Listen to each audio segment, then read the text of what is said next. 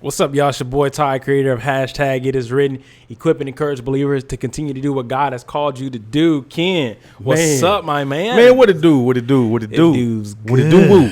You know what I'm talking about? How you doing, bro? How was your week? Man, bro, my week has been good and full, bro. It's been a different tone this week, bro. I've been on my physical labor tip, man. Sweat equity. You feel me? Yeah. What about you, bro? Listen, that summer around the corner, bro.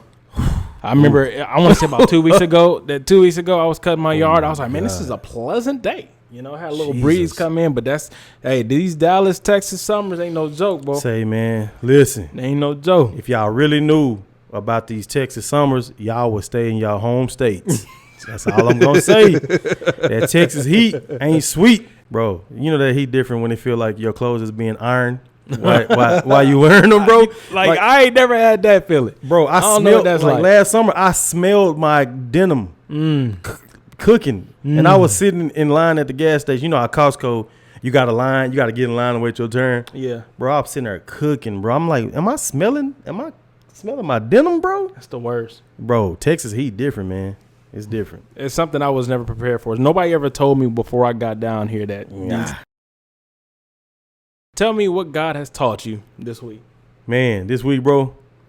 Man. Because you're on your manual labor. What has God taught you this week?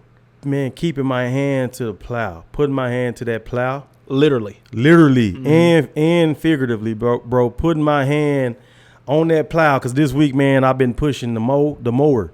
Me and one of my buddies, man, we piloting a lawn and landscaping service. Okay. Bro. And so we had our first few jobs this week. Shout out to my brother Kev. More coming soon on that, man. But we've been pushing mowers this week, blowers, weed eaters, all that good stuff, bro. And like I just realized, like, man, bro, it's something about being out in nature and working, sweating, bro, laboring, bro. That it kind of connects everything together, bro. It does. You know what I'm saying? Just put your hand to the plow, man. Don't push back, man. Keep moving forward, man, and trust the Lord, bro. He gonna bring everything into fruition, man. Yeah, that's good. You know the Bible verse for that is, no man is fit for the kingdom if he put his hands to his plow and turn back. Come on, bro. That's good. Take us to that word, baby. That's good. What about you, man? I just don't remember what verse that was. It's all good. We'll put it up there. We'll drop it right there. We'll drop it down. Somewhere right here, it'll be there. No, man, my week was good, bro. I can't complain. God has taught me this week prayer, how important prayer is. Yes, sir. On our Facebook page It Is Written, I put Colossians 4:2. It says constantly, it says continue steadfastly in prayer. And so I just realized how important it is to always be communing with the Lord and making sure when we pray correctly. You know, make sure our heart is in the right place. Make sure that we don't have an ought against our brother, making sure we don't have something against our wives. You get what I'm saying? Like the Bible says for husbands, like I know this is a sidebar, but Bible says for husbands that if you have a ought with your wife, or if there's something is not right with your wife, like your prayers can be hindered. You better take care of that, right? And before you come to the table, the Bible also talks about if you have an ought with your brother, fix that first. How can you love God who you've not seen? Man. And hate your brother who you've seen. Come on, man. I mean, it's not just about prayer and how important it is. It's about having your heart right when you come in the presence of the Lord, man. That's what the Lord has taught me this week, man. That's what's up, bro. Hey, yo, we got a new format we're going to have for our It Is Written podcast. It's going to be more podcasts. Right now, we've been doing kind of just visual topics, right? We're doing like little sermonettes almost. We pick a topic and we, kind of decide, like what we want to do. Yeah, sermonette. That's what my mama called. When I first started this, I know it's kind of weird because it's kind of, when you put the ETTE in it, it's a feminine connotation. I ain't even thinking that. I just thought just preachy. Yeah. But that's what my mom is trying to say, like, this is like a small version of a sermon. So so that's how we've been formatting It Is Written. And I realized that, there's been a lot teaching and not conversational. So we're going to switch more to a conversational type approach to It Is Written, in which we are going to talk about a myriad of topics. Okay. And so y'all bear with us. This is Ken's and I first time doing it this type of way. And soon we will. You can bet your bottom dollar about this. Soon we will have audio only. I know some people, you know, they just are not in tune with YouTube. You get what I'm saying? I know that they do Spotify, they do Apple Anchor, music or podcasts in order to, you know, to ingest their information. Heart Radio. I don't know how big. Hey, you know how dope that'd be if we was on like iHeart or Sirius XM. Ooh, but hey, listen, man, it's coming, baby. We just got to keep pushing. Yeah, keep being consistent. But we will have an audio version only real soon. Just bear with us, y'all. So in lieu of that, we're going to have a couple topics. Right. Okay, let's start off with this. Y'all, last night, I was just scrolling on Instagram, and I saw this post from Bleacher Report, which is like a sports service for news and things. And it said Ryan Garcia tested positive for performance-enhancing drugs for the Devin Haney fight. So I don't know how, like, you know, familiar you are with boxing. Do you watch boxing at all? Boxing. I grew up. Heavyweight champions was the era I grew up in. Mike Tyson. Okay. Lennox Lewis. Yeah. You feel me? Man, I even seen a little bit of Holyfield, Evander Holyfield, bro. I watched that fight when Tyson bit his ear, bro. Oh, did you? Yeah, bro, I wasn't into boxing at that bro. We used to do fight parties. Okay. And crazy because all Watch the Tyson's parties, the Tyson fights used to last like 20 minutes. So it was more party than fight. That Martin episode, remember when he hosted that fight? Yeah. And then, like, as soon as it That's started, where they got it from, bro. What Tyson round? was notorious for that, bro. Tyson's fight, it would be like over in the first round. That's crazy. You do all this planning. All that planning, bro. Man, that's crazy. Yes, sir. So, anyways, Ryan Garcia, he tested positive for PEDs. Okay? Wow. And that's huge, right? It he is, recently bro. fought Devin Haney. Now, he already had issues because he came in for the weigh-in at 3 pounds over, right? And so because if y'all don't know, if you come in overweight, you can't fight for the actual title belt. You know what I'm saying? You can't fight for the title belt. I didn't know that. You're fighting. You're teaching me something. Just fighting like it's not. Okay, it's not considered exhibition because it actually goes on your record. Okay. Right? So Devin Haney was undefeated, but now he's like 25 or 26 and 1. Okay. Right. And Ryan Garcia only lost to Gervonta Davis, so he's now 25-1. But he doesn't have the belt. He doesn't have the WBC title belt because he came 3 pounds. So they still for educational purposes, they still the record still counts. Yeah, the record still counts. Yeah. So Haney didn't. So whose belt was up? So he was fighting for the belt, but he couldn't because it was 3 pounds. So now it's just an exhibition. Now it's just a fight. Just a fight. No title fight. Right. So Haney is still considered the super lightweight champ. Okay. Right. Even though he lost that fight to Ryan Garcia. Wow, bro. Right. But the bigger kind of ethical question, you know, and Garcia already came out talking about these are false accusations and whatnot. But the bigger ethical question I kind of want us to talk about is I've watched kind of Ryan Garcia's growth from when he was I want to say not amateur. He was still a professional. I wasn't watching him that long, but when he was in professional boxing, probably when he got his first like 2 or 3 fights, right? Yeah. And he has changed. Like, it's undeniable. Way? So how has he changed? So he used to promote Christianity heavy. Did he? Bro, heavy. Wow, I didn't know that. Even now, like, he's always quoting some scriptures and stuff like that. Real heavy. But since him being in that limelight, I just felt like just watching him, he has completely changed. Like, he's using more vulgar language. He's being more expressive. He's being more disrespectful to fighters. And I know there's a sense of competition that goes in that. Yeah. But there has definitely been a switch. You can see a change in his persona, the way he moves and the way he behaves and presents himself out there. Yeah. He was very kind of humble and mild mannered. Okay. And now Ryan Garcia, I mean, we know Ryan Garcia for who he is. He got a song with Young Nation, man. Does he? Yeah, bro. Like he just did a song. It was right after the fight because after the fight happened, I was on Instagram and I saw him with I think Fully Fame, one part of the Young Nation group. Okay. They did like a song together or whatever. They've been hanging out. Pretty much. Because I think he's staying in Dallas now, right? Ryan Garcia? Yeah, he does. Stay in Dallas. He's being trained by Errol Spence's trainer, Derrick James. Okay. Okay, cool. Yep. He moved to Dallas, I think, like a year or two ago to become a part of the Spence camp. Because this was when Spence was getting ready to fight my boy that knocked him out. Crawford. Yeah. I can't say his name. I know who he is. I didn't want to say it. You just don't want to say that name. I didn't want to say it. My boy.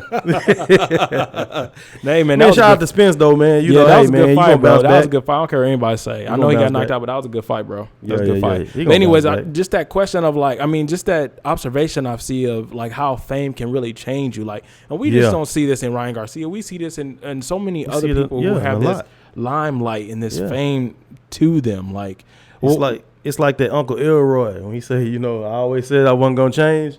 As soon as I got my money, he always said I wasn't gonna leave the hood. But as soon as I got my money, I was gone. Uncle Elroy. That's true. That's true, bro. It changed you, bro. What do you think about that, bro? Do you think there's some truth to what I'm saying? That like that limelight, that fame, like it really changes a person? I do, bro. Like honestly, man, that is one of the things that concerns me about me. You know what I'm saying? Like if I'm honest, bro, like because they say I've always been told like money doesn't, it just makes you more of what you already were. Ooh, yeah. Like, so money doesn't change you. It just it amplifies. It amplifies what you already were, who you already were, man. So it's like, like it's easy to be humble when you broke. You know what I'm saying? Yeah. And Ryan Garcia is not broke, you know, but there's levels to fame too, though, because he's been popular, he's been, you know, a celebrity, but like his celebrity is at the height right now.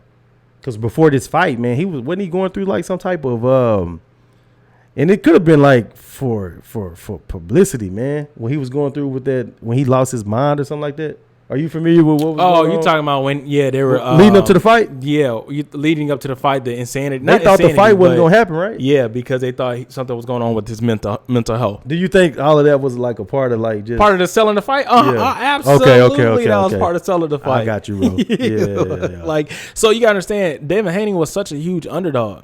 Was he? Yes, man. The betting line in Vegas, he was such a huge underdog. They don't respect Haney. I mean, no, excuse me. Ryan Garcia was such a huge underdog. Okay. But I feel like they don't respect Haney, bro. Like I feel like they don't put no respect on Haney's name, bro. Especially not after this fight. I mean, but if it comes out and say that, like, there's a second sample, there's an A sample and a B sample. The A sample tested positive, so if this B sample tested positive for PEDs as well, it's gonna change how people think about Ryan Garcia. It's gonna definitely put an asterisk or a halo. You think the fame is getting to him as far as like I have to, let's say he took PEDs, right? Do you think that there's a pressure to always perform? Of course, in the limelight. Absolutely, man. Especially, how old is Ryan Garcia? Man, he's young. Like early 20s, right? Yeah, 20. Man, come on, bro. And he seems very, like, just observing him from a distance, he seems very much impressionable and like want to, make people like him. Yeah. You know what I'm saying?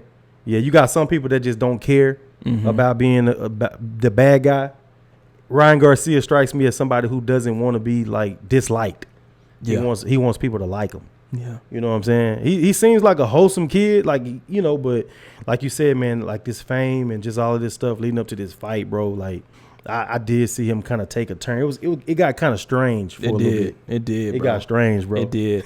And I think the lesson to be learned from this, bro, because sometimes I find myself going into like I want to be famous. I want to be known and things like that. And the lesson to be learned is that it's not all that it's cracked up to be. Man, you know what I'm saying? Like there's some pressures. Like we weren't designed to be worshipped. Yeah. We weren't designed to be glorified. We're designed to worship something. We created the worship. Right? But we're not designed to receive all that worship. And when we receive that type of worship, man, we realize, we don't know what to do with it. We don't know what to do with it. We don't.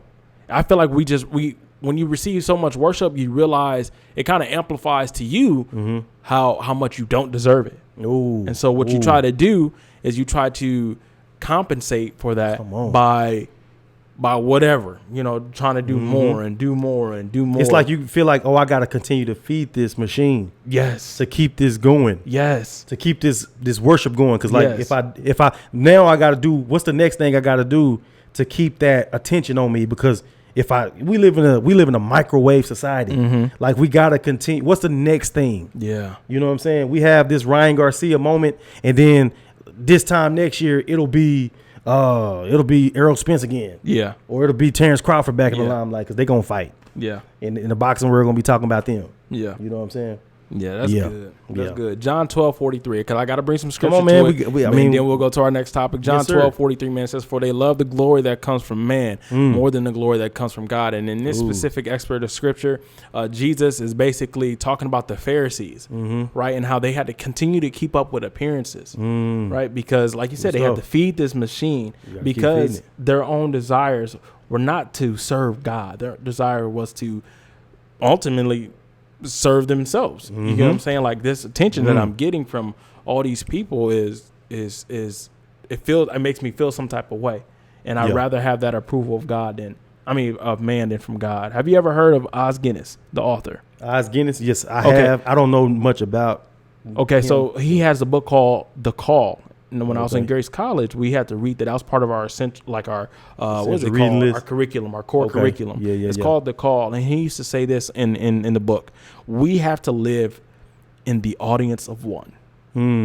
We always have to live our lives in the audience of one. That one being God. Yep. So if we walk around living our lives as if there's only one person that's out there in the stands looking at us and trying to, who we should be working our approval towards and getting praise from, and that person is God himself, the audience of one. Only what you do for him. Yeah. Just keeping the thing with sports, man. Michael Porter Jr. You know who Michael Porter Jr. is, Of course. bro? Denver Nuggets, they in the playoffs right now. Champion last year, right? Yeah. Yeah, man. I believe, man, like he might be like a believer. Is he? I believe so because he has a relationship with the Dr. Tony Evans, man. Yeah. So Does he? I believe he may be a believer, man. But it's been the Porter family, man. Like, oh my goodness, they've had a rough month, bro. Okay, what's going on? So Michael Porter Jr. Plays for the Denver Nuggets.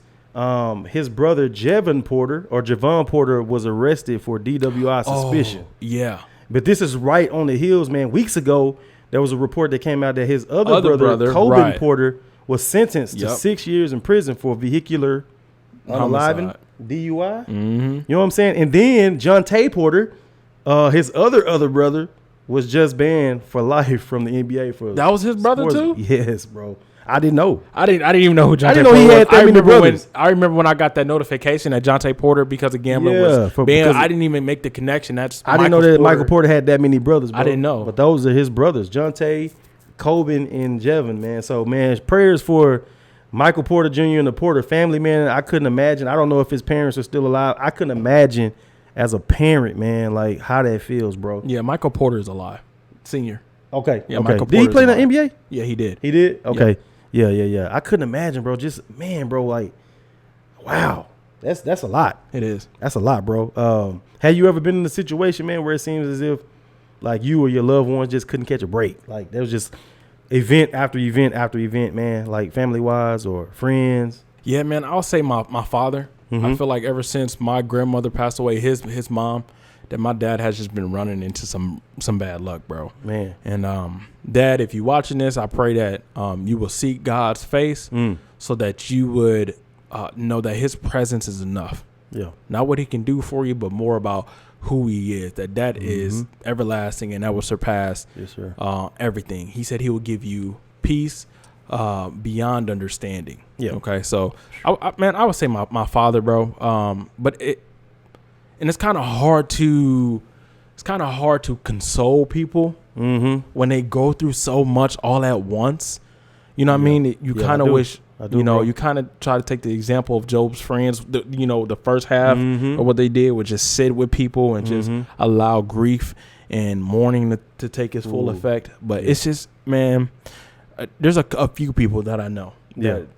Just this definitely made me. I mean, I know I'm not saying like this is Michael Porter's like Job, but like it definitely made me think about the story of Job. Like you just said it, you alluded to it, man. Like. It's the most difficult thing is feeling like you have to have the words for people when they're going through such catastrophic events. Yeah. And there was, something a pastor said a while back in regards to that story of Job, the power of just presence, man. Like we underestimate that. Like we underestimate, like, man, just when you're going through something, man, like just having somebody there with you. Yeah. It ain't nothing that really there's no words that you can say. It's nothing to console. You know, Yes. there's no words are going to like through it. You know, and we have to be careful what we say. You Right. know, when advising people or comforting people, because we can sometimes offend people because we feel like we need to fill that space of silence. Just just be silent. Just be silent. You know what I'm saying? Yeah. Let the Holy Spirit take his course. Hopefully he got, you know, some people right now in this corner, man, that can provide that presence, man, you know, and just that comforting, because those are his brothers. Yeah, for sure, man. For sure. And not only that, he has the stress of like an NBA. Like, y'all can say whatever y'all want about like, oh, he's a millionaire. Like, he don't got no stresses and stuff. Like, come on, money don't solve everything. Like, bro. Right? Like, let's be real. Like, this dude is going through a lot right now. Personal like, stuff. He has a job, which is the NBA. Right. Say what you will about that. Right. You know what I'm saying? He has to focus on what he has going on because he probably has mouths to feed. Yeah. You know what I'm saying? There's people in his family who have probably benefited from his work ethic. You know what I'm saying? And so he has to have a responsibility and focus on that. But at the same time, he got people that he loves that are really going through some stuff. You know what I'm saying? For sure, man. Because you said it, bro. Like, we gotta get away from this mentality today that, like, oh, money is the cure all. Yeah. Like, people will just really be flipping and be like, well, he rich, man. Like, so what? Suck it up. He rich. Like, okay. Sometimes, bro, I ain't gonna lie. Sometimes I'll be going there. Yeah, but like, bro, let's be honest, bro. Like, we know, like, money ain't like. Of course, people want to. I'd rather have it than I have it. But man, like, 100%. It ain't 100%. It ain't gonna bring your mom back. You know what I'm saying? Like, nobody's ever been able to pay an amount of money to bring back a loved one. So yeah, you know, we gotta have more empathy for people, man. That's true. Yeah. I mean, I think that starts too with being okay with who you are and yourself and your situation, right. contentment, you know, and to be able to have that type of empathy for people, especially for rich folks. Yeah. Because I know we hard on rich folks. We hard on rich people, bro. You look at the Twitter thread, those Twitter threads, bro, people be hard on these rich folks, man. And, you know, and, hey, shout out to J. Cole. I always talk about J. Cole, bro. He has song after song that he talking about, like, I wish I was broke. Like, y'all really don't want these problems. You think you want it, but y'all really do not want these problems that rich folks have. More money, more problems. You took it right on my mind. I just gotta believe that, bro. More money, more problems. More money, more problems. Yeah. I like to see those problems. I ain't gonna lie to you. I ain't gonna lie though. I'd rather have them problems. Yeah, I mean, you know, I'd rather cry in the Maybach than cry, you know, in the Uber. Civic, right? You know what I'm saying? Real talk. I just gotta be honest. You feel me? I hear you. Real talk. Hey, bro. So, I don't know if you ever familiar with Courageous, Fireproof, The War Room. Yeah, bro. Come yes, on, man. sir. Them were fire movies. Christian. I'm not gonna lie to you, bro. Yeah. So, Courageous was one of my favorite movies. That's the one about the fireman and like saving his marriage, right? No, so that's Fireproof. Fireproof, okay, so Fireproof. Courageous that's my favorite. Is about Fireproof. Courageous is about the football team. The football team.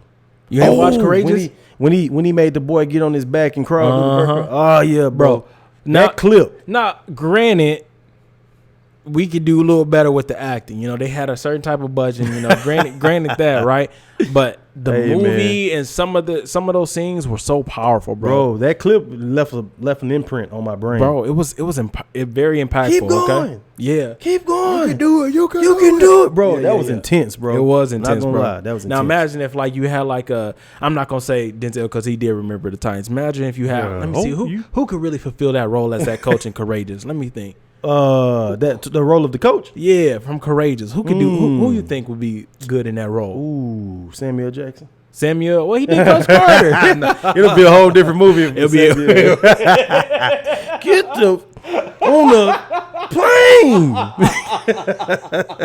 Kid.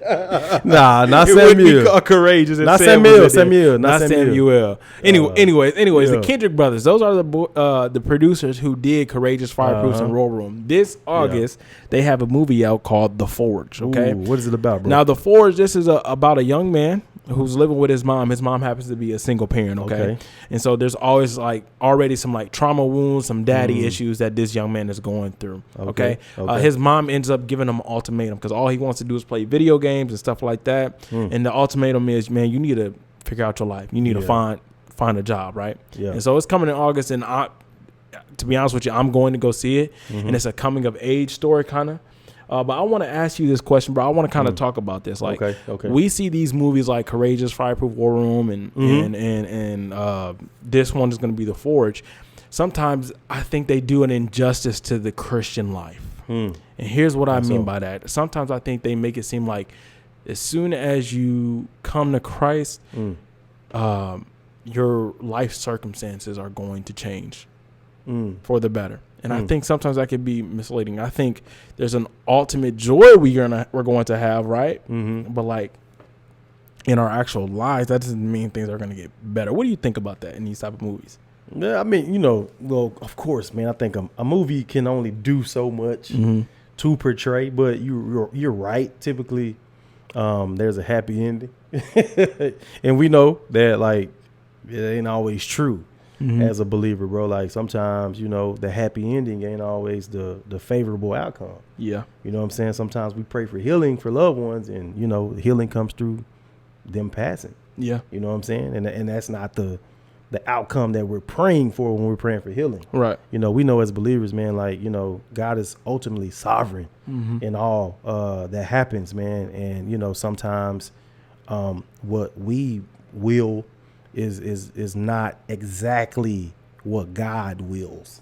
And sometimes there's a disconnect. As a human, we don't understand. That's good. God, why did you allow my mother to, pass, so young? Yeah. Why did you, allow me to lose my father? Yeah. Like, God, are you not good? And that is the real in life, and I think the movies try to do a job of portraying, a certain type of outcome. But you're right, bro. Like, I think I do kind of want to see a movie like that's like, doesn't have such a like you say, sugary and rosy ending. There is a one movie though that I'm thinking of. God's Not Dead. Remember the ending to God's Not Dead? Have you watched the movie? There was a couple of those. I seen God's Not Dead too. I seen both. Okay, so God's Not Dead. This one was if I y'all correct me. God's Not Dead was like a college student who was trying to make a case for Jesus, make a case for God, right? And he was going against his professor. Well, in that movie, spoiler. So I'm sorry if you haven't seen it in that movie. I seen them both. Okay, well, I don't remember. The professor passes away. The professor gets hit by a car or something like that. Oh yeah, he died. And he passes away at the movie. But there was at the concert. Yeah, there was. Yeah. What the guy actually like preached Christ to him. He gave his life to Christ. And so that was a good so it shows that like it's not the best of circumstances. Right. Like you're about to die. You're in this middle of the street and you're about to die. You give your life to Christ, and then the next moment he's confronted with God. It shows like God, and it shows like him having faith God, and he put his trust in God at the last moment, right? And so that's a good movie to. Now I wouldn't recommend that. No, right. I wouldn't say go. No one knows the time nor the hour, man. So while you got breath and while you got day, man. You know what I'm saying. You could give your life to Christ now, and you can live life to the full. Right. You feel me? You know what I'm saying. Be like the thief on the cross. The thief on the cross. He realized I'm wrong, and he regret all these things in life, and by God's grace, Jesus was there to admit him into paradise. Yeah. It just shows that there's a range, man. Like there's not a formula to God, man. Like there's so many different ways that this thing can happen, man. That's good. That's good. Yeah. Shout out to my wife, man. She texting me right now. Hey, baby. I hear you. On the next note, Amanda Seales Club Shay interview, bro. Great interview. Now, we done did a Club Shay Cat Williams reaction video already. So shout out to Club Shay, Uncle Shay, Shannon Sharpe, Laportier. You know what I'm saying? What is it? Shay by Laportier? Yeah, Shay by Laportier. Make sure y'all get on wait list. We'll go down smooth. Come up empty. But man, this was, and we kind of like on the tail end of it, bro. But man, Amanda Seales did her Club Shay interview, man. What are your thoughts on that? You know what I'm saying? Yeah, I watched the whole interview. Yeah, and me too. It was another entertaining interview. It was, bro. I'm a fan of Amanda Seales. I am too. I know a lot of people aren't, but I'm a fan. I know she's had some stuff come out and stuff, and we'll talk about that. Yeah, let's preface it with this, bro. Me and Ty, we are a friend of Amanda Seales. I'm a friend of her. Amanda. I'm not one of those people that feels like she should be, ostracized. Or, right. Yeah. So go ahead. I'm sorry. Right. Yeah. So Amanda Seales, man, I enjoyed the interview. I thought that there was a tension that was healthy for entertainment. Now I don't know what it was like backstage, if they actually came to shout and stuff, but in the interview there was a couple points where Amanda wasn't afraid to challenge Shannon Sharpe about what he was saying, and Shannon wasn't afraid to challenge Amanda about what they were saying, and it actually felt like a conversation. It felt genuine, bro. Yeah, it felt like a genuine. It didn't feel like it was staged. It felt like this is how these two definitely view something, and it was really good. I got to learn about her life. I didn't know that her mom is Jamaican. Yeah, I didn't know that she was, Caribbean. She's from the Caribbean, and a lot of people mischaracterize her as being a mixed child, and she's not mixed at all. She's not mixed at all. Black mom, black dad. Nope, had no idea. Caribbean mom, black dad. Exactly, had no idea, bro. Yeah. But overall, the interview, I thought it was a good interview. I thought it did a good job. Shannon did a good job of interviewing her and getting her life story, getting her take on certain things, especially when it came to Insecure and Issa Rae and stuff like that. I enjoyed it. Yeah, I enjoyed it. I know that you had some issues with it. So man, listening to the interview, bro, I enjoyed it. I feel like Club Shay has become the platform, man, where like celebrities can just kind of like come and get their stuff off, bro. Yeah, you know what I'm saying? Man, it just doesn't seem like with the Cat Williams interview, like it just kind of set off this whole boom. He's not Dr. Phil, right? But like it's definitely like a event session. It's a safe space. It is for us, bro. It really is for those black actors. It seems to be like, or black entertainers. It seems to be a safe space for them, and that's good. They need that. They do. We need that, bro. And we know. I mean, Shannon has proved on ESPN. He's proved on Fox Sports that he's for us, bro. So I definitely want to give him credit for that, man. Immediately after that interview, though, Amanda Seales went on the attack of Shannon Sharpe, bro. Yeah. And it's like I watched that entire interview. It was like almost 2 hours long. And it was 3 hours long. It was 3 hours long. I watched the whole thing. Like you said, bro, it wasn't like it wasn't fake. Like I felt like there was a genuine, he had to earn her trust throughout that interview process. You know what I'm saying? He pushed back on some things. And this is what Shannon does, because he did it with Monique. He did it with Cat Williams. Like, he did. He's gonna pose an alternative, perspective. Yeah. Like, could you see it that it was this? And there was one thing that he said, man, and I really agree. She was saying like the teacher was racist because she was correcting her, and I'm like, dude, Shannon, I grew up in a black household in the South, bro. Like there was certain conversations like as a child I couldn't participate in. Like, and it wasn't because like anybody was a certain color. It was because I was a child and I was told that children need to stand in a child's place. You feel me? Yeah. So I definitely feel like, there's some merit to that perspective. But, I can also see where she felt like he was defending. Because I'm going to push back. Push back. I mean, my pushback is that because what she was saying basically was like this teacher was wrong about I think she said the Aboriginals. She was wrong about how feeds people. Yeah, the Aboriginal people. She was spreading false information. She was about the Aboriginals, and so her being a student corrected her teacher. Right, and the teacher didn't like that she was corrected in front of the class. So the teacher told her, we're gonna have a meeting with your mom and stuff like that. Right, and so I felt like Amanda Seales, she took it as that was racism. Yeah, and the reason why I'm pushing back is because there were times where Shannon was definitely invalidating her experience, and he was in order to, and I thought she did get him a couple times where she was like, hey, the very same thing that you're doing to me or you're accusing me of doing, you're doing. So because Shannon, because a couple times she was just like, well, this is my experience growing up in South Florida. That like this was a racist moment. That was my experience. I'm just telling you my experience. And then he said, well, in my experience, when a child corrects an adult, this is what happens, right? And so he was offering an alternative in a discrediting way. He was offering an alternative, and she was just like, well, you're not using objective fact. You're just using your experience, and I'm using my experience, and we're both telling each other that our experiences are wrong. Yeah, I feel like, man, we've come to a place in society where, like, we can tend to kind of overthink and overanalyze just having a conversation. You know what I'm saying? Yeah. Like, man, like, now today, you gotta really tread carefully, even in having a conversation with a person, because you have all these new terms and new things that people can say, oh, you gaslighting me, or you know, you're downplaying what I've been through. And it's like, we're just two people that came from two walks of life that are sharing a moment of our perspectives, and we're unloading on each other our you know, personal experiences. Yeah, I also think though, we've lost sight of how conversations used to be back then. Yeah. I think we think that everything was roses and sugar and unicorns back then, and it wasn't. Like, it was okay.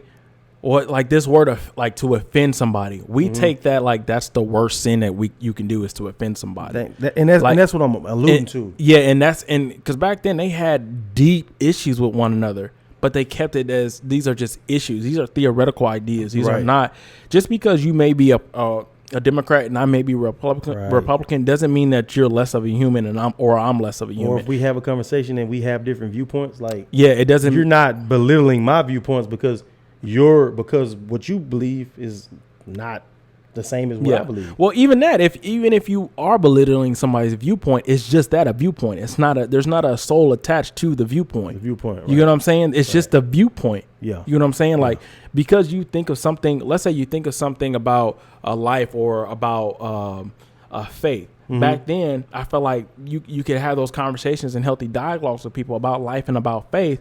And if somebody disagreed, they were well within their parameters to disagree, right? And no one took it as a personal shot at each other. We're just asking people, an offense. We're just asking people to give evidence of what you believe. Why are we're so offended now? We are. Like, and again, it makes it now today hard to even have a vulnerable and a conversation of humility with a person, because they may think that something you said is knocked down to what they're saying. You know what I'm saying? Like, I feel like back in the day we could just talk, and you know, it was more offensive, but we didn't take it. We didn't have all of the language and all of the, you know, the terminologies that we have today, to where people can say, oh, we can break down a conversation and overanalyze it, and then it's not even productive.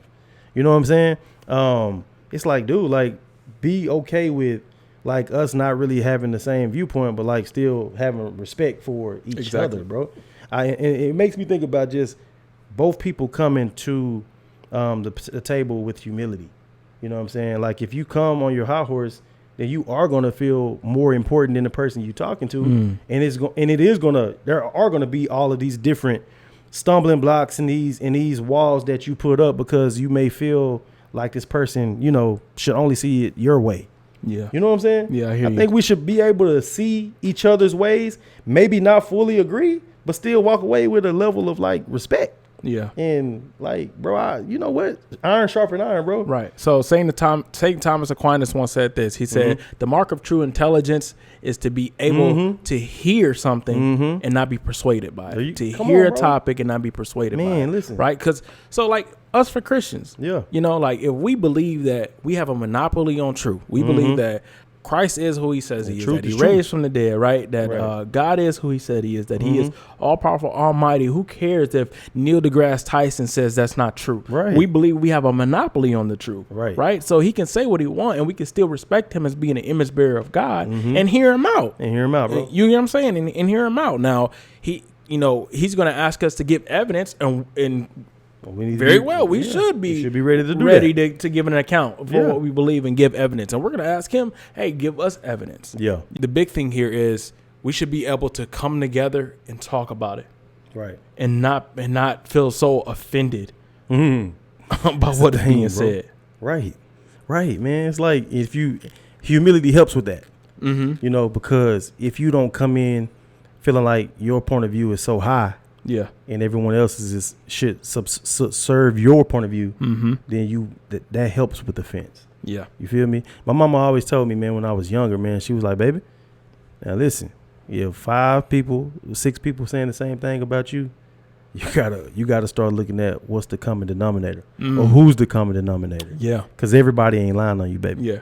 You know what I'm saying? Yeah. And that's one thing I took away from that interview with Amanda, man. It's like, okay, Amanda, like I do believe that you could have had this unfortunate series of events of just this, consecutive bad, I don't want to say bad luck, but just these bad results or outcomes with people. Just a series of unfortunate events. But man, too, that should cause you to start in self-inspection. Mm-hmm. Reflection. Self-inflection.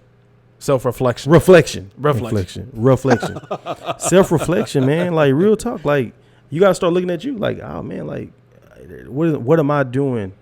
What am I contributing to this? Because it takes two. It ain't just everybody just, I'm the victim. Yeah, and that's a lost art in our generation, bro. For sure. The ability to self-reflect. That. So maybe I changed my point of view. I maybe I'm changing my point of view even the more and more I'm thinking about it. That maybe Shannon did have something to say about, hey, like, maybe it wasn't a racist thing. Maybe it could be you. Yeah, or maybe it was. Or maybe it was. Yeah, but, have you considered? Yes. Not saying that this is an indictment on, you're lying, but have you considered? Have you looked at it this way? Have you picked up this bottle and looked at the red side? You're just looking at the blue all the time. Right. You know what I'm saying? I like that. You feel me? So I like that. I think it was productive all in all, man. Like, I think it was productive for us, the viewers, because it's causing us to self-reflect right now and inflect. Yeah. Like I said, I loved the interview. It was a great interview. It was a good one. And I don't want, like you said before, I don't want it to get bogged down and taken away from us because, these celebrities, believe it or not, you can say what you want about the money and stuff. These celebrities they're people. And they need empathy and they need to be able to release and more and more Club Shay is allowing them to do so. And we just along for the ride. Hey, man, Kendrick Lamar responds back to Drake. Have you heard the track? I heard it, bro. Euphoria. What do you think about it? That boy Kendrick chose violence. That boy say, I believe when Drake see Sexy Red, he see Too Bad. And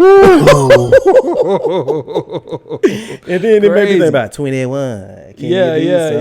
I was like, that was kind of bad. That was kind of sassy. That was kind of sassy, Drake. Yeah. That's the only time I agree with somebody calling somebody sassy. Right. Because y'all young ladies be using that a little bit too much. So, a little bit too Everything much. ain't sassy. Just because we got other opinion about something. It was good, man. It was a good diss track, man. I to be honest with you, bro, and I know a lot of people ain't gonna agree with this, you can be too creative in a diss track. You can, bro. You can be a little bit too creative. You could be too conscious. You can. And it's not about being conscious in diss, right? It's supposed to be fun, bro. It's supposed to be fun. It's supposed to be entertaining. And I hope that these two gentlemen remain gentlemen and keep it on wax. Keep it on wax, right? Keep it on wax, bro. That shot about what do he say? He think my life is all about rap. I'm trying to raise a son. You don't know about dog. I was like, boom. That's a little low. That's a good punch, fam.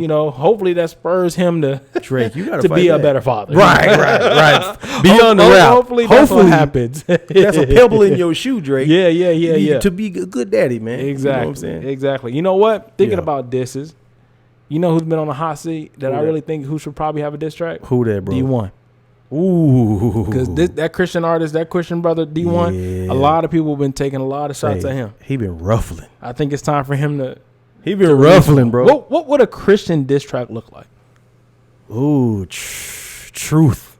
You know what? Because listen, it just go back to it today, bro. Like when you hit people with truth, bro, that's just like talking about their mama. Yeah. Like people don't want you to hear. People don't want to hear the truth. That's man. true. They want you to tell them the good things about themselves. And the thing about what D1 is doing right now in the industry is he's just dropping truth bombs, bro. You know what I'm saying? He's just saying, hey, he's just calling people his peers in only a way that he can, because it wouldn't mean anything if I said it. I'm not a rapper. Right. But he's a rapper, bro. And he's had a level of success as a rapper. And the thing about D1 is he don't need the industry. Yeah. That's the thing, bro. Yeah, he's not serving anybody. He ain't serving. Right. There you go. He's perfectly content with doing these Chitlin Circuit concerts. They're not Chitlin Circuits. I'm not trying to disrespect him. Right. But I'm saying, like, he don't need the industry. He's not He's not in this game for that purpose. Man paid off Sally Mae, bro. Yes. Hey, that was a good man, a good track. I'm still convicted because I still Sally Mae. He said I'm still convicted. I'm still hiding. You know who will have a good diss track? Who Bizzle. Move, bro. If y'all don't know about Bizzle, y'all need to look up Bizzle. God Bizzle be money. Going in, bro. GOM. Hey, Bizzle be going, bro. Bizzle has smoke. When I first got saved, bro, that made my transition easy because Bizzle had that smoke, bro. He had a Dear Mr. Kanye or Dear Mr. Christian. Dear Mr. Christian. Yeah. Yeah. Was that Derek Minor? No, that was Derek Minor. That was Derek Minor. No, you're right. Bizzle had a song calling out Kanye and Jay-Z, bro. Okay. And Lil Wayne. Was fam. he calling all three of them? Yes, out? by name, fam. Good. Maybe that's exactly what to be relevant with the culture and actually get something across. Maybe, hey, Lecrae. Yeah, man. Nah, I ain't KB. KB, my boy. I feel like KB will be about that. Y'all need to all come at these industry rappers, bro. I feel like KB will be about that. I'm gonna be honest. My brother Cray ain't gonna be. About you don't think so? Nah. You think he got too many ties? I feel like he on this Ryan Garcia. You know what I'm saying? Ooh, don't say that. No. Okay. I'm sorry. Why you say that? Why you say that? I feel like Cray wanna be liked, bro. Oh man, and that's a whole nother episode. So? Yeah, that's a whole nother episode. But I disagree. But hey, it's cool. It is what it is. That's cool. You know, we ain't gonna be like Amanda Jackie Hill Perry with a diss track on the culture. Ooh, she will go in. Who? Jackie Hill Perry. Oh boy, they don't want them problems. They don't want them problems because Jackie gonna make you think. Yeah, real talk. Talking about too conscious in a diss track. She gonna make you think, conscious. Bro. She got people scratching their head. Nah, bro. But I think what D1 is doing, bro, and I think like we said, what Bizzle has done is already. It ain't like a diss track, but it's like ruffling feathers, bro. Yeah, I think that's what it looks like for a Christian. To answer your question, what it looks like for a Christian is just dropping the truth, man.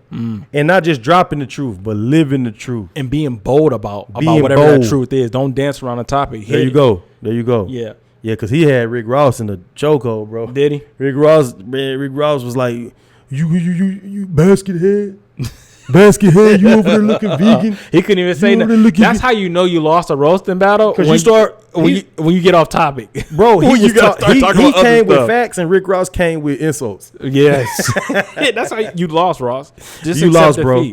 Accept defeat. Just continue to run your Wingstop fast food chains well. And D1 just came out and he was being petty because he said D1. He just recently said Rick Ross is a granddad.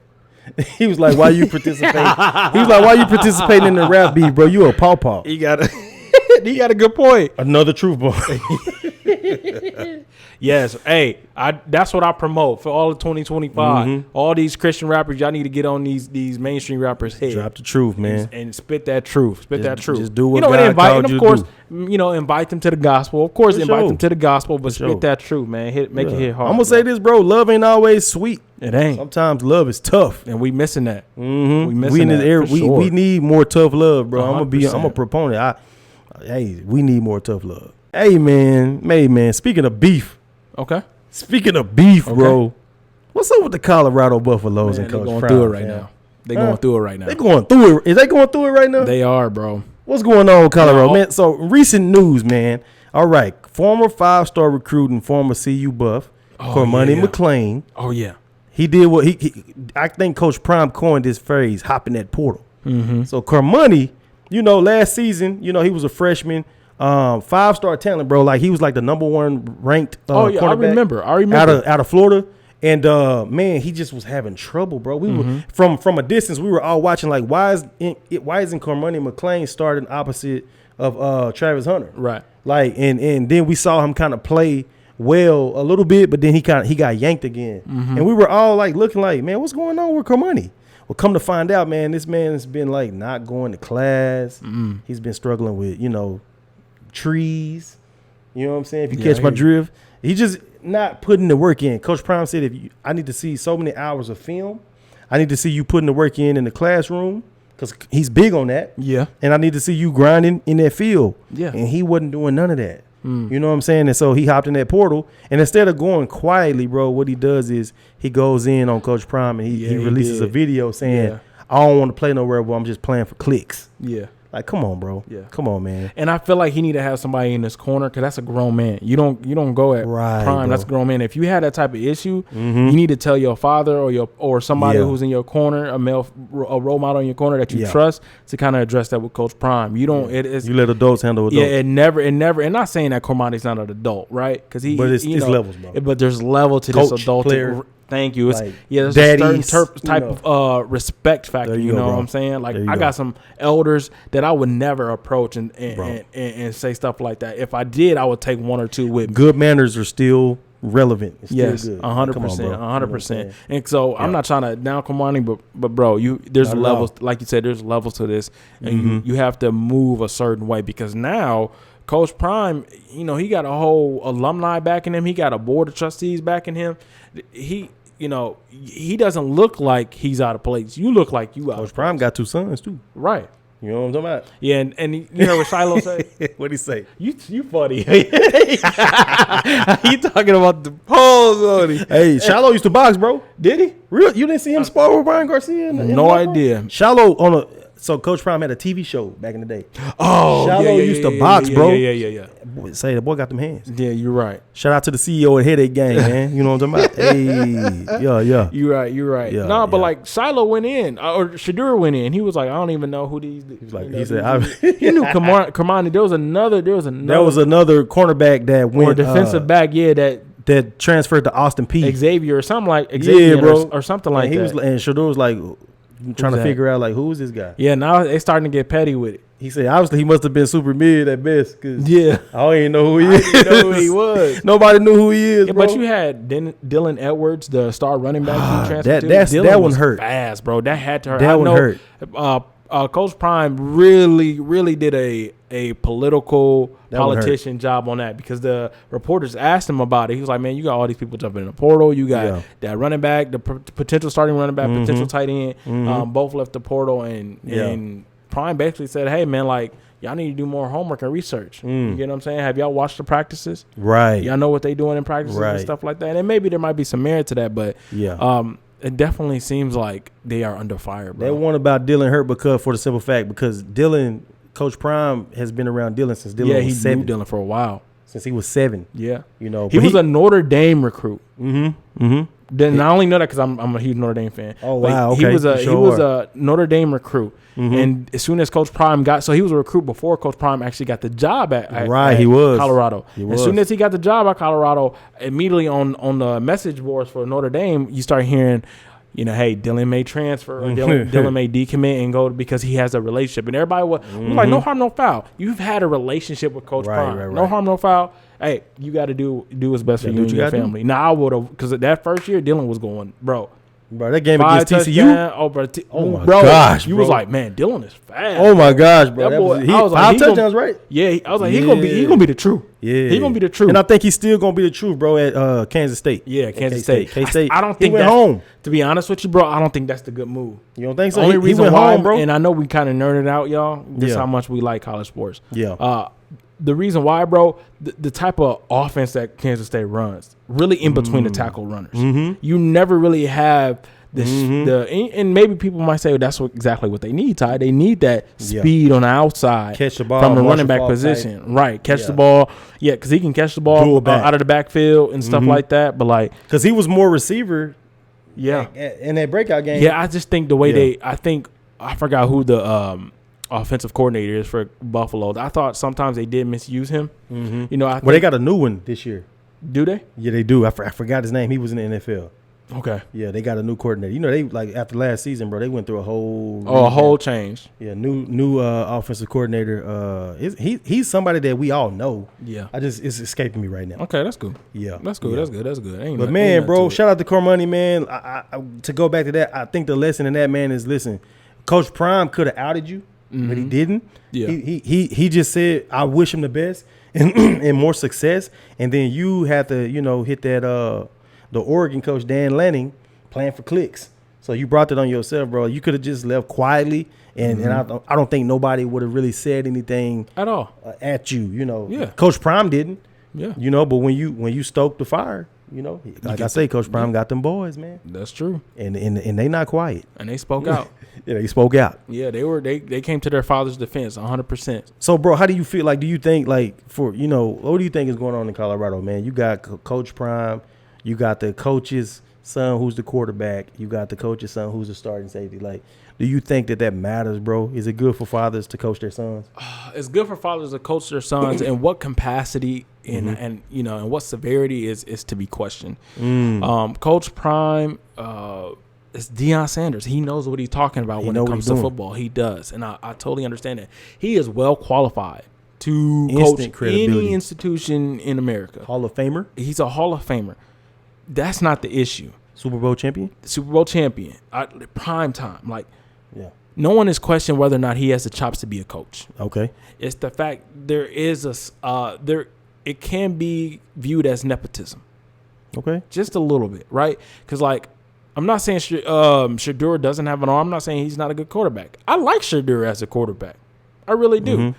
But when you go into that room that offseason a year ago, 2 years ago, and you say, hey, this is our starting quarterback, hands down. Like that, like, come on, coach. Listen, bro. Come on, coach. Ain't no fun when the rabbit got the nepotism. I don't care if Shedeur won the Heisman last year. I don't care. Just setting that precedence of saying, hey, this is your starting quarterback. Because I know him. I know how he play. I can coach to his ability.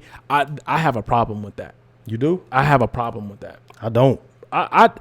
Here's the reason why I have a problem with that, bro. Okay, come on. Let's talk about it. Here's the reason.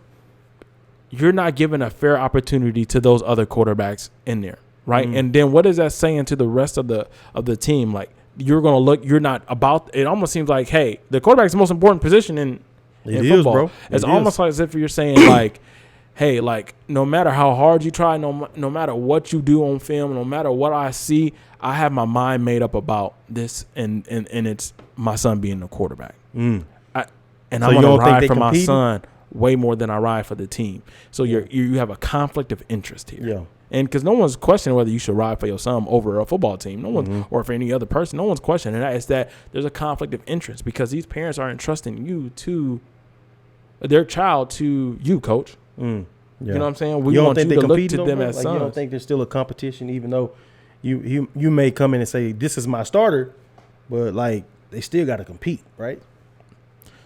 Did he? Was there anybody else in line? Like you can say that and hope that, like, there's still a competition, but Shedeur didn't have to. I feel like Shedeur didn't have to compete with nobody for that job. And I also want to say who's the other quarterbacks on the roster too. You don't know. Staub, the recruit. That's the one I know about. There was another guy, I think he graduated or whatever. But when you say that, you already know Shedeur is going to be your quarterback. When you say, like, going into the recruiting trail, you're looking for people to back up Shedeur. You're not even looking for people who are going to be the next. Yeah, because there was a recruit, man, that a quarterback recruit that committed, and then he ended up backing out, bro. And it's probably because he figured, like, I ain't got a shot. Yeah. These kids want to play now. They want to earn that NIL money. Yeah. It's a different ball game now. It is, man. You know what I'm saying? Totally I get it, bro. Like, game. but I see nepotism as, like, man, listen, like I said, ain't no fun when the rabbit got the nepotism gun. Like, for long as we've been on the other side of nepotism. Yeah. And I see this whole Deion Sanders situation at Colorado is just like a different side of it, bro. Like, we finally the beneficiaries of it. You feel me? So that's why I'm like, man, it's cool, bro. Like, it is what it is. There's so many colleges. Like, these kids have options today. They do. They can go. The kids are going to do for so long. The colleges have been benefiting off the kids, bro. Yeah, they've been making millions of dollars off the backs of these kids. So you agree with this NIL stuff? I do, bro. Okay. I feel like these kids should get paid. Like that story of Arian Foster when he was in Tennessee and he had just scored like 5 touchdowns in a game, and then was watching himself on ESPN, and he called a coach because he was hungry to order him some pizza. That's crazy. Yeah, that's crazy, bro. Yeah.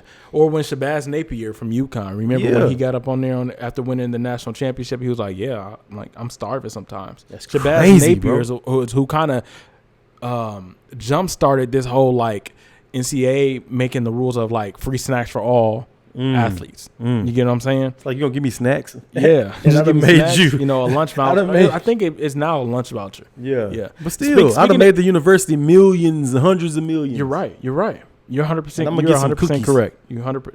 Yeah. They value that. They value that athlete portion. I guess that's the pushback is that academic athlete portion of student athlete is important, and that's the experience we're giving you by allowing you to play sports here. You're allowing me to play sports, and I'm making you hundreds of millions of dollars. Yeah. I think there's a conflict of interest. There is some pushback to be said. Paige Bucher, the point guard or forward from UConn, right? She's a believer. Oh, you didn't know. And she's working out all these NIL deals. And one of her like contract negotiations she's made with everyone who wants to do NIL deals with her is that they have to be they have to give something charitable to a charity event. And so there is a space for even Christians athletes to be in NIL. And I think that's cool. Really good because, you know, platforms that these Christian athlete setups are becoming more and more popular. And if we can force these big businesses who want to do business with us to give back to the community based on contract, I think Paige is doing a good job taking that first step. That. Yeah, it was pretty cool. I read it actually on Christianity Today, the website. That's cool, fam. That's what Paige was doing. That's one of her stipulations if you want to do an NIL deal with her. Yeah, it's crazy, bro. These athletes are getting so much money, bro. Yeah. Like they driving cyber trucks. And I think that's only shit. Bro, we got a cyber truck and a Rolls Royce truck, bro. Yeah, and Caleb Williams. Yeah, all the high profile. Oh, my goodness. Yeah. That's crazy, man. But shout out to them. Power, man, listen, it's a great time to be a young person. It really is. In America. It really is. It's a great time, bro. Y'all, I hope y'all really like this new format where we just doing this like rapid fire, multiple topics. We try our best to give our takes on it, try our best to give a take that is grounded in Christ, rooted in our faith. We will still be doing episodes in which, you know, there might be topic centric. You get what I'm saying? But today we just wanted to try this one out. Yeah. Right. And see how they go. So as always, we want y'all to like, comment, share, and subscribe to #ItIsWritten, our YouTube channel. We do have a Facebook page. It is written. Go ahead and join that Facebook page. Send us comments there. Let's talk about some deep and heavy stuff. I just posted something today. Right. So we got a lot of things coming, y'all. And we want y'all to tune in. All right. Now y'all stay blessed.